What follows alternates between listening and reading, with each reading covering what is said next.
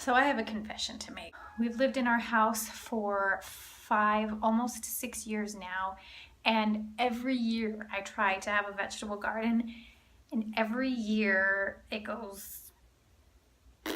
This year I kind of pulled out all the stops for me, and I told my husband, I said, listen, this is what I'm gonna do, and just go along with me on this because I'm gonna try really hard this year. This is a hobby that I really want to have, and I'm really stubborn, so I'm really trying this year. I got some dripper line and some Oyas, which is a clay pot that when you fill with water, the water will slowly seep out and keep the soil around the area moist, and it helps give the perfect amount of constant water for the plant. In previous years, I tried just using the Oyas. Just the drippers from experience growing up never really seemed to work for my family. And so this year, I decided to try and mix the two concepts together to see how that would go. And so far, it's working really well for my tomatoes anyway. Everything else in my garden is still a little iffy, but I'm still learning, and that's the important part, is I'm still really trying. Even though it doesn't always go exactly how I hope it'll go, but I'm still trying. And I've planted all sorts of stuff this year, and I really want to focus on heirloom variety vegetables, stuff that I can't get at the store. Some of it's gone really well, and some of it not so well. And I will share my progress with you as it goes along, as I attempt to learn all the nuances of gardening in my area. I'm in zone 8B, I believe, and where I live, it gets really, really hot, but it also gets kind of cold in the winter. It doesn't really snow here. So it's a challenge because it gets to roughly 120 degrees in the summertime. And so I'm still trying to figure stuff out. Right now we have a lot of weeds in our yard, and so I'm going to get some tarps to try and smother out the weeds, and I think I'll do that during the summertime.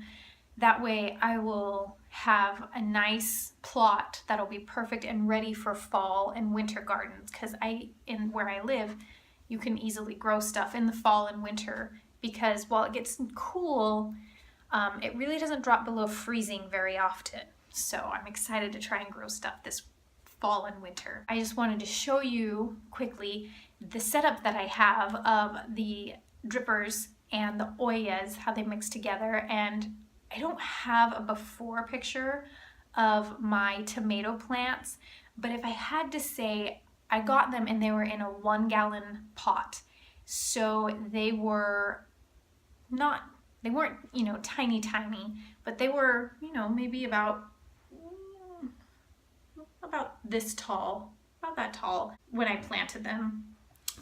And they have grown enormously. I've never had my tomatoes do this, and I've been getting consistently, I've been getting them every day because I got the indeterminate variety. There's two types of tomato varieties. They're determinate and indeterminate. Determinate is it will produce so many tomatoes and then it's done.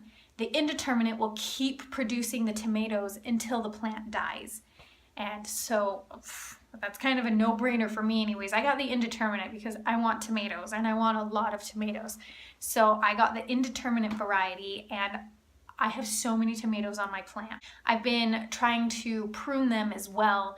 I prune away all the unnecessary growth, and I need to get out there and prune them again because they're getting very bushy.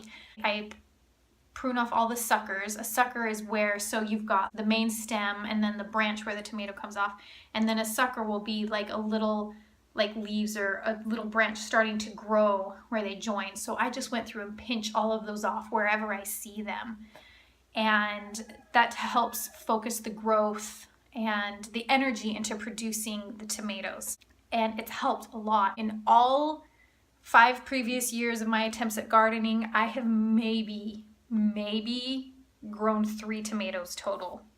That's it.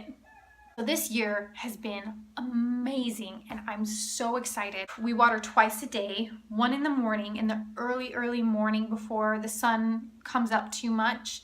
That way the water has a chance to really soak up. Second time is around 6 o'clock at night. We want to water as the sun is going down, but before it's gone completely down, because I don't want a lot of bugs in my yard. And from what I've read, I could be wrong on this, from what I've read, if you water when it's dark, you tend to get a lot more bugs. And I used to water when it was dark, and for me, I did notice it did seem like there was a lot more bugs when I would water at night.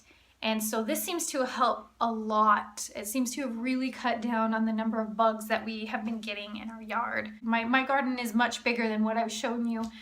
Not much of it is growing because, like I said, not the best gardener in the world. I am trying to be a reformed plant serial killer. I really don't want to keep killing plants, but I'm learning. At least for my tomatoes and peppers, which have been doing really well this year.